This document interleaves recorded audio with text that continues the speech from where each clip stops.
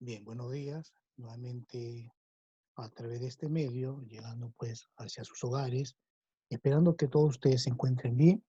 El día de hoy vamos a continuar con el desarrollo de los contenidos. En esta ocasión vamos a tratar, procuramos nuestro bienestar emocional con prácticas de vida saludable. Reciban pues el saludo de su profesor Felipe Ramos Paucar. Esta clase está dirigida a los estudiantes de cuarto año de secundaria. Es importante poner en práctica las normas de convivencia, como respetamos las ideas de los demás, participamos ordenadamente, no usamos términos inapropiados ni emoticones, presentamos las actividades en la fecha indicada. Bien, ¿qué necesitamos para poder desarrollar este, esta sesión? Necesitamos pues un cuaderno u hojas de papel. Necesitamos también imágenes, figuras, revistas, tijeras y mucha creatividad e y luego también entusiasmo. Bien, el día de hoy ustedes tienen este reto. Con base en conocimientos científicos, van a responder las siguientes preguntas.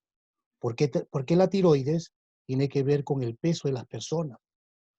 ¿Por qué la tiroides tiene que ver con las emociones? ¿Qué prácticas asociadas al funcionamiento de nuestras tiroides nos pueden ayudar con el equilibrio de nuestras emociones?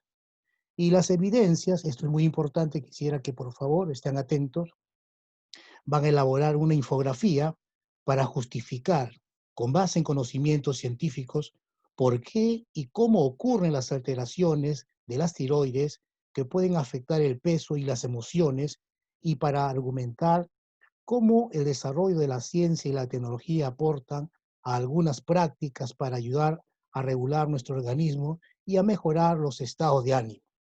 Bien, el propósito de la sesión es descubrimos cómo obtenemos yodo en nuestro organismo y justificamos la función de la tiroide en el metabolismo de los lípidos. La competencia explica el mundo físico basándose en conocimientos científicos sobre los seres vivos, materia y energía, biodiversidad, tierra y universo. Bien, quiero que reflexionen. Muchas personas pueden ver alterado su estado de ánimo o experimentar cambios notorios del apetito o de peso a pesar de llevar una alimentación adecuada. Algunas otras personas pueden sentir cansancio de manera permanente y tener dificultades para aprender o pueden tener problemas de crecimiento. Lo que probablemente no sepa este grupo de personas es que todas estas manifestaciones y síntomas pueden avisar que la glándula tiroides está afectada y que puede deberse a la deficiencia de yodo.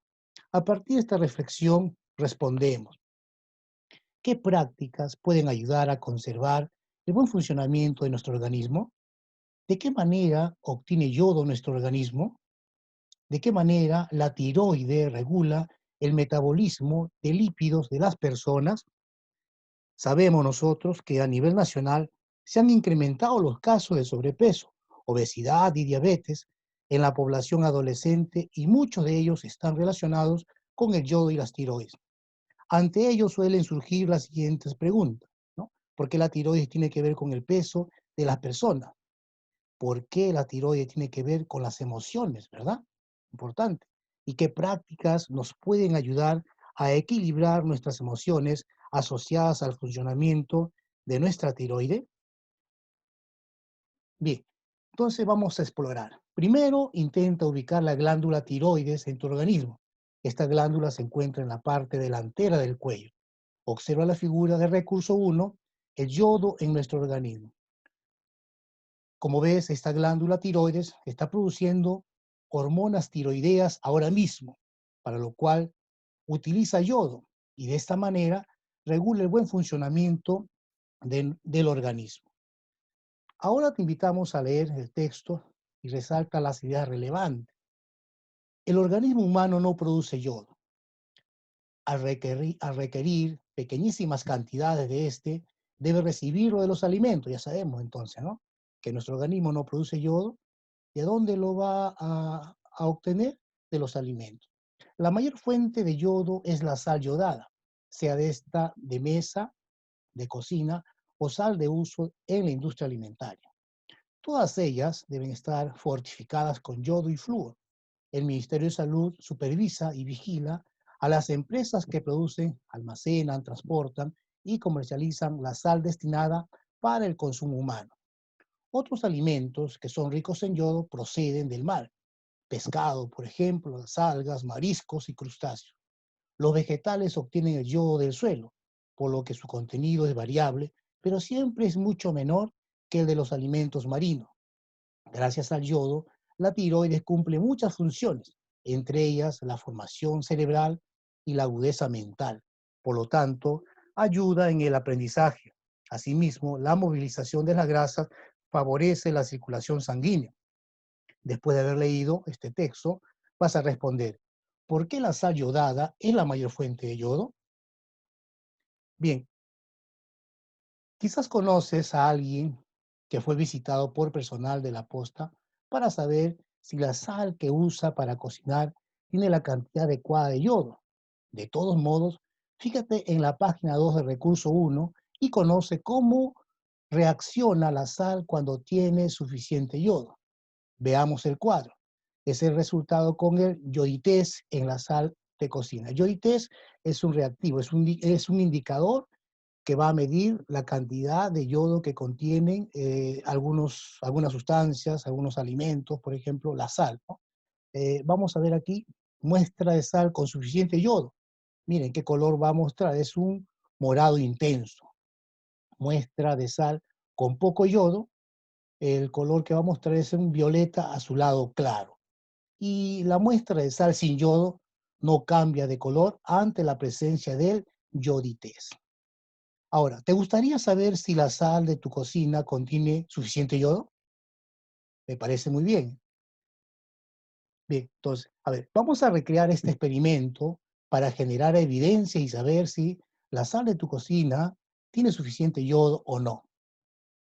En un plato tendido o un papel bond blanco, coloca 2 porciones pequeñas de sal de cocina con una cucharada al ras. Parte un limón y exprime unas gotas sobre una de estas porciones de sal. Después de un minuto, espera un cambio como si fuera el yodités del Ministerio de Salud. O sea que aquí el limón va a actuar como el yodités, ¿no? Que es el indicador, que es el reactivo. Sí, el limón va a ser el yodités casero. Vas a responder luego, ¿de qué manera debe cambiar la sal como indicativo esperado de que contiene suficiente yodo? Luego vas a anotar tu resultado. Ahora te toca a ti. Vas a repetir tu prueba con la otra porción de sal y responde. ¿Qué color adquirió la sal al contacto con el limón? Vas a comparar tus resultados con el cuadro 1, resultados con el yodités en la sal de cocina del recurso 1, el yodo en nuestro organismo. O sea, esto tú lo vas a encontrar en el recurso 1, como se te indica aquí, que se te va a proporcionar a través del Classroom. Esto es un recurso que está dado, digamos, por el Ministerio de Educación en la plataforma de Aprendo en Casa. Y posteriormente vas a escribir la conclusión a la que hayas arribado y vas a anotarla en tu cuaderno de ciencia y tecnología. Bien, ahora descubrirás algunas propiedades del yodo.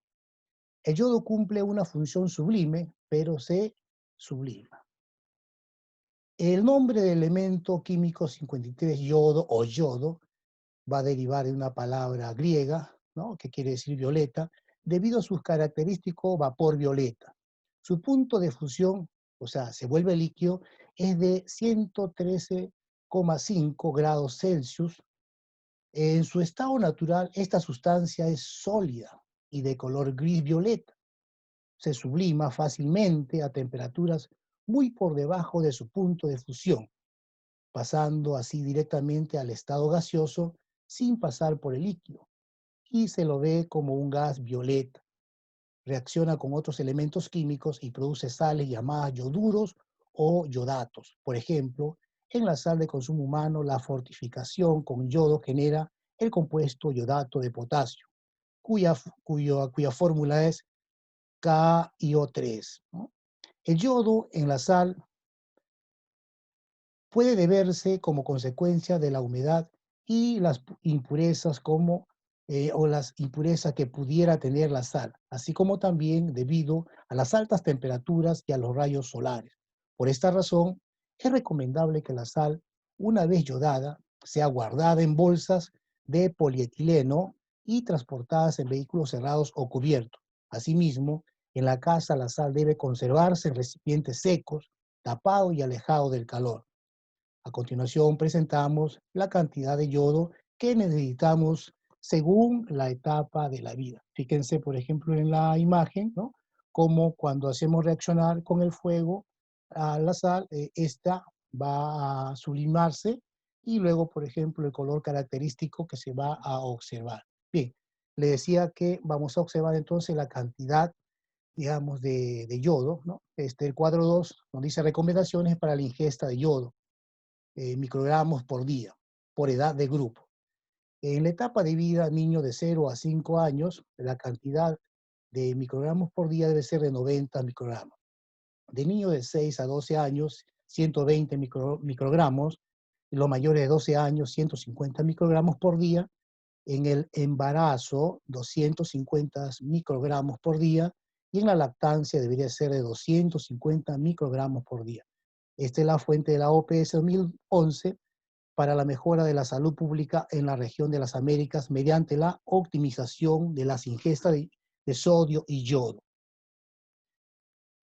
¿Por qué la tiroides tiene que ver con el peso de las personas? Importante, ¿verdad? Primero recuerda que somos una diversidad grande de personas, cada una con características únicas y valiosas. Empieza revisando si en tus comidas de hoy has incorporado lípidos y grasas, pues estos alimentos, al igual que los carbohidratos y proteínas, son necesarios en cantidades adecuadas para el buen funcionamiento del organismo. Por ejemplo, ¿sabías que ciertas grasas son indispensables para el funcionamiento cerebral? Ujú. Bien, los lípidos, como ya lo hemos visto en una de las clases anteriores, pero que ahora lo tenemos que tratar porque se relaciona pues con esta glándula que es muy importante.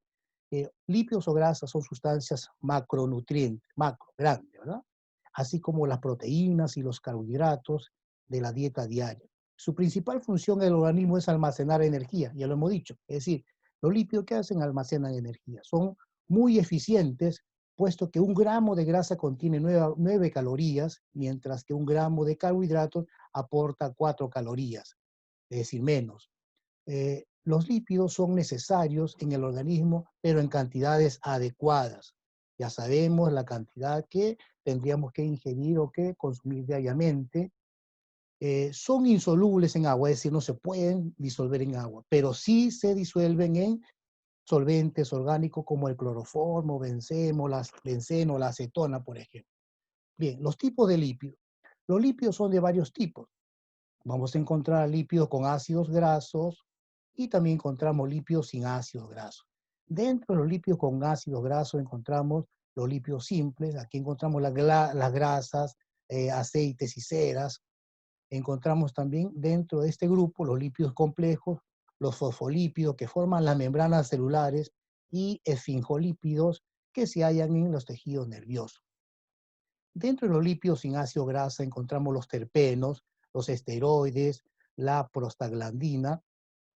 En los terpenos, que son aceites esenciales aromáticos como el aceite de limón, de la menta, etcétera, encontramos en los esteroides el colesterol y las hormonas sexuales.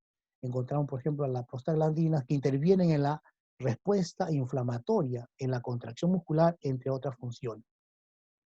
Las grasas o aciglicéridos están formados solo por ácidos grasos y glicerol. Se hallan en animales y vegetales.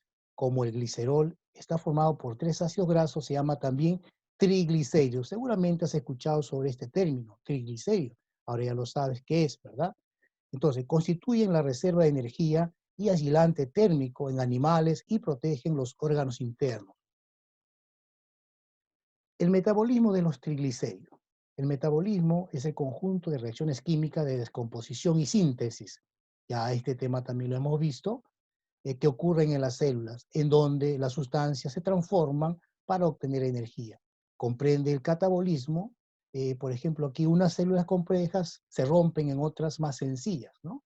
Catabolismo es esto.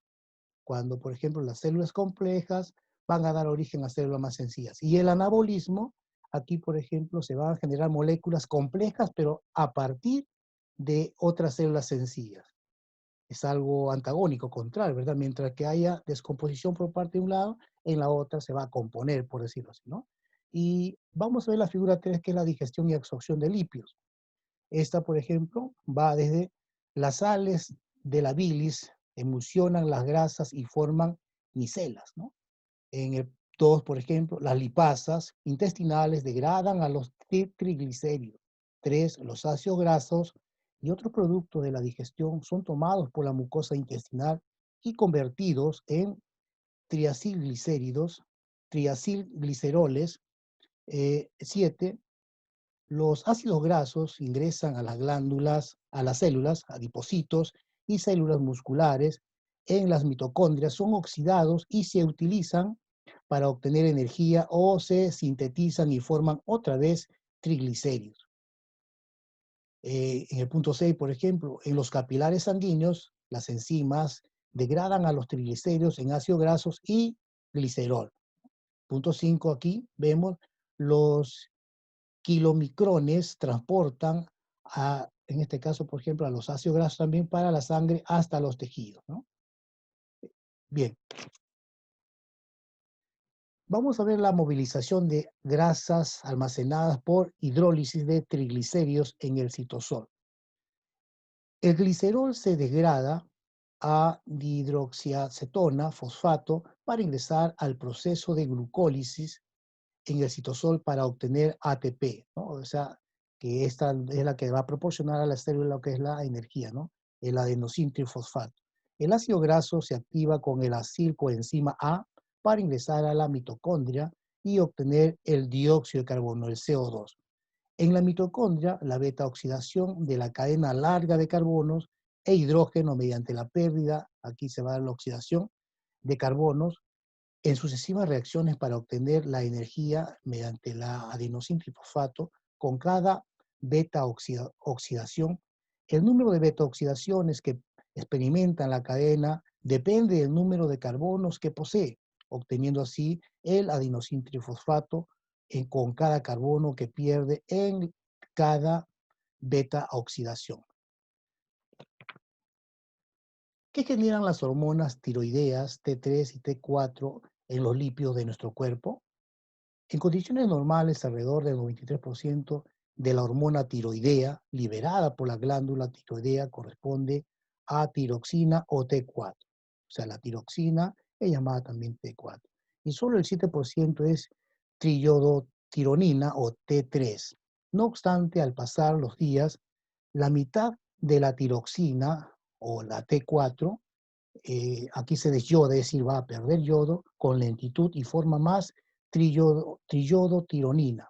Por consiguiente, la hormona liberada en última instancia a los tejidos y empleada por ellos es sobre todo la triiodotironina. En concreto, se generan unos 35 microgramos de triiodotironina diarios. En presencia de una cantidad importante de la hormona tiroidea 4 o tiroxina, el índice metabólico basal, es decir, la cantidad de calorías por hora producido por el individuo, puede aumentar en un 60 a 100% con relación al valor normal.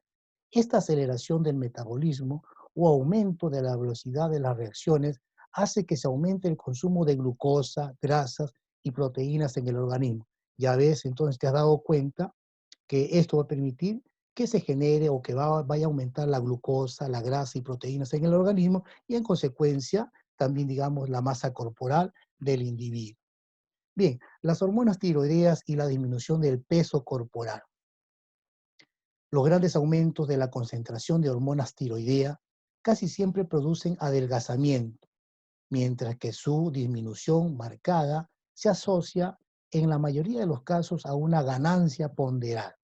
No siempre se producen estos efectos, ya que la hormona tiroidea también incrementa el apetito, lo que compensa el cambio metabólico. Hay que tener en cuenta entonces que muchas veces nosotros, pues digamos, tenemos más apetito es porque precisamente esta glándula tiroidea no está funcionando como debe ser. Y para ello existe un especialista que podría de repente ayudarnos notablemente en nuestra salud.